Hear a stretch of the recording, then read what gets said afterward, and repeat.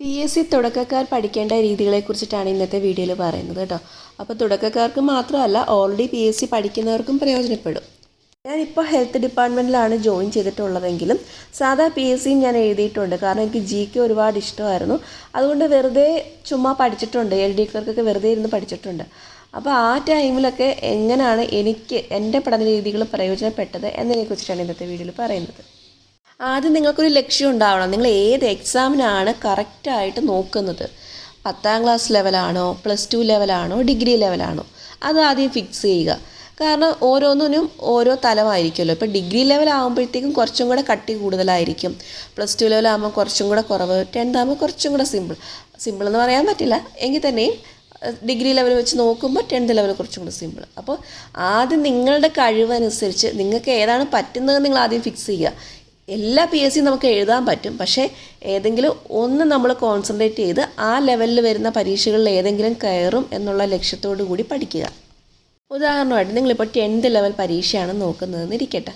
അപ്പോൾ നിങ്ങൾ 10th level പരീക്ഷയുടെ സിലബസാണ് ആദ്യം എടുക്കേണ്ടത്. അതെപ്പോഴും ഫോണിൽ PDF ഒക്കെ നോക്കുന്നതൊന്നും ശരിയല്ല കേട്ടോ. ആ ഒരു സിലബസ് നിങ്ങൾ പ്രിൻ്റ് എടുത്ത് തന്നെ വെക്കുക. പ്രിൻ്റ് എടുത്ത് നിങ്ങൾ ആ പഠിക്കുന്ന സ്ഥലത്ത് ആ ഭിത്തിയിൽ തന്നെ ഒട്ടിച്ച് വെക്കുക. അല്ലെങ്കിൽ എങ്ങനെയെങ്കിലുമൊക്കെ സൂക്ഷിച്ച് ഫയലാക്കി വെച്ചാലും കുഴപ്പമില്ല. നല്ലൊരു സിലബസ് നമ്മുടെ കയ്യിലുണ്ടായിരിക്കണം. ഒരു ദിവസം നിങ്ങൾ സിലബസിനായിട്ടങ്ങ് കൊടുക്കുക. സിലബസ് പ്രിൻ്റ് ചെയ്തെടുക്കാനും ഇങ്ങനെ ഒട്ടിച്ച് വെക്കുവാനും അതുപോലെ സിലബസ് വായിച്ച് നോക്കാനും എന്തൊക്കെയാണ് ഓരോ ഏരിയാസിൽ നിന്നും ചോദിക്കാൻ ചാൻസ് ഉള്ള ടോപ്പിക്സ് ഏതൊക്കെയാണെന്നൊക്കെ ഒരു ബോധം നമുക്കുണ്ടാവണം. ആരുടെയെങ്കിലും ക്ലാസ്സോ ഏതെങ്കിലും ഒരു റാങ്ക് ഫെല്ലോ ഒരു സൈഡിൽ നിന്ന് തുടങ്ങിയിട്ട് കാര്യമില്ല. ആദ്യം നമ്മൾ ഒരു ദിവസം മെനക്കെട്ട് ആ സിലബസിനെ അങ്ങ് മനസ്സിലാക്കണം. ഇത്രയൊക്കെ കാര്യങ്ങളാണ് ഈ പരീക്ഷയ്ക്ക് ചോദിക്കാൻ ചാൻസ് ഉള്ളത്. അതിനുശേഷം നമ്മളെല്ലാം ചെയ്യുന്ന അബദ്ധമാണ് ഓടിപ്പോയി ഒരു റാങ്ക് ഫയൽ അങ്ങ് വാങ്ങിക്കും.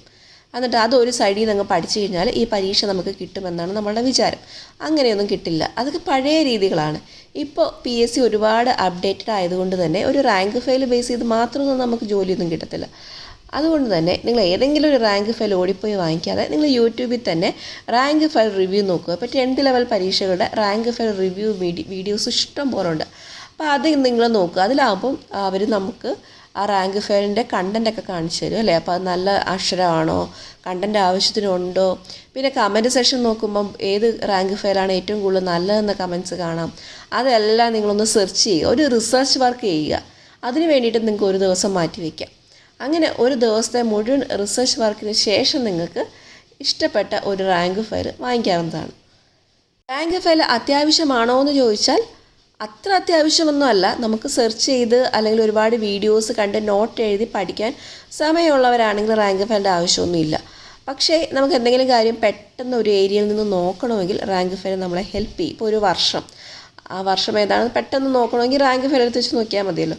അങ്ങനത്തെ കുറേ ഗുണങ്ങൾ റാങ്ക് ഫയലിലുണ്ട്. പക്ഷേ ഇപ്പോൾ പൈസ ഇല്ലാന്ന് കരുതിയിട്ട് നിങ്ങൾക്ക് റാങ്ക് ഫയൽ വാങ്ങിയാൽ പൈസ ഇല്ലെങ്കിൽ വാങ്ങിച്ചില്ലെങ്കിലും കുഴപ്പമൊന്നുമില്ല. ഇഷ്ടംപോലെ വീഡിയോസ് യൂട്യൂബിലുണ്ട്. നിങ്ങളിപ്പോൾ സിലബസ് എടുക്കുന്നു, അപ്പോൾ ഇപ്പോൾ ഇന്ത്യൻ ഭരണഘടന അതിനെക്കുറിച്ച് തന്നെ ഇഷ്ടംപോലെ വീഡിയോസ് യൂട്യൂബിൽ കിടപ്പുണ്ട്. അത് ഓരോ വീഡിയോസ് കേട്ട് മിക്ക വീഡിയോസും ഒരു 15 മിനിറ്റൊക്കെ കാണത്തുള്ളൂ. അത് കേട്ട് നിങ്ങൾ സ്വന്തമായിട്ട് നോട്ട്സ് എഴുതി പഠിച്ച് കഴിഞ്ഞാൽ നിങ്ങൾക്ക് സ്വന്തമായിട്ടൊരു റാങ്ക് ഫയൽ ക്രിയേറ്റ് ചെയ്യാം. അടുത്തത് ഞാൻ ചെയ്തത്, ഒരിക്കലും വാരി വലിച്ച് പഠിക്കത്തില്ല. എനിക്ക് വ്യക്തമായിട്ട് ലക്ഷ്യം ഉണ്ടാവും ഇന്ന് ഏത് ടോപ്പിക് പഠിക്കണമെന്ന്. ഇപ്പോൾ ഇന്ത്യൻ ഭരണഘടനയാണ് ഞാൻ ഇന്ന് പഠിക്കുന്നതെങ്കിൽ ഇന്ത്യൻ ഭരണഘടന ഒന്നുകിൽ റാങ്ക് ഫയൽ വായിക്കും, അതോടൊപ്പം അതിനനുസരിച്ചിട്ടുള്ള വീഡിയോസ് കാണും. മാക്സിമം അതിൻ്റെ ഏരിയയിൽ നിന്നും വന്നിട്ടുള്ള ക്വസ്റ്റ്യൻസ് ശേഖരിക്കും. അത് നമ്മൾ 10 വർഷമുള്ള പ്രീവിയസ് ക്വസ്റ്റ്യൻസ് എങ്കിലും നോക്കണം. എന്നിട്ട് ആ ക്വസ്റ്റ്യൻ പേപ്പറുകളിൽ ഭരണഘടനയെക്കുറിച്ച് ഏതൊക്കെ ക്വസ്റ്റ്യൻസ് ആണ് വന്നിട്ടുള്ളത് എന്ന് നോക്കും.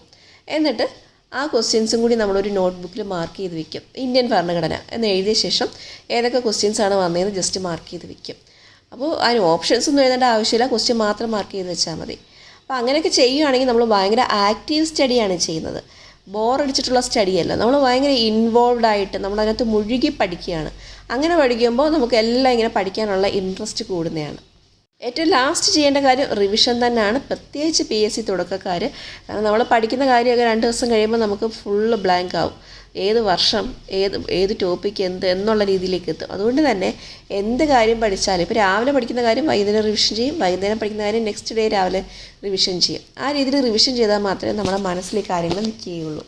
അപ്പോൾ ഇങ്ങനെയൊക്കെയാണ് സാധാരണ PSC തുടക്കക്കാർ പഠിക്കേണ്ടത്. ഇതോടൊപ്പം തന്നെ നിങ്ങളുടെ സിലബസിനനുസരിച്ചുള്ള SCERT ബുക്ക് അല്ലെങ്കിൽ NCERT ബുക്ക് അങ്ങനത്തെ ബുക്സുകളും കൂടി 5ാം ക്ലാസ് തൊട്ട് 10ാം ക്ലാസ് വരെയുള്ള ബുക്കുകൾ, +2 ലെവൽ വരെയുള്ള ബുക്കുകളൊക്കെ വായിക്കുകയും കൂടി ചെയ്യണം. അതിന് ബുക്കുകൾ കിട്ടിയിട്ടില്ലെങ്കിൽ നിങ്ങൾക്ക് അതിൻ്റെ PDF നെറ്റിൽ നിന്നും ടെലിഗ്രാമിൽ നിന്നൊക്കെ ഡൗൺലോഡ് ചെയ്യാൻ കഴിയുന്നതാണ്.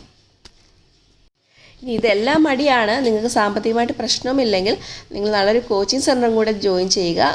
പരമാവധി ഓഫ്ലൈൻ കോച്ചിങ് എടുക്കാനേ ഞാൻ പറയാറുള്ളൂ. കാരണം ഓൺലൈൻ കോച്ചിങ് നമ്മൾ പലപ്പോഴും ഉഴപ്പാറുണ്ട്. ഓഫ്ലൈൻ ആകുമ്പോൾ നമ്മൾ ചെന്നില്ലെങ്കിൽ ഒരു വഴക്ക് പറയും. അതുകൊണ്ട് പറ്റുമെങ്കിൽ ഓഫ്ലൈൻ കോച്ചിങ് എടുക്കുക. അപ്പോൾ ഫീസൊന്നും പ്രശ്നമില്ലാത്തവർക്ക് ആ രീതിയിലും പോകാവുന്നതാണ്. പക്ഷേ ഓഫ്ലൈൻ പോയാലും അവർ പറയുന്നത് മാത്രമല്ല പഠിക്കേണ്ടത്, നമ്മൾ സ്വന്തമായിട്ട് സെർച്ച് ചെയ്ത് പഠിക്കുകയും കൂടി വേണം.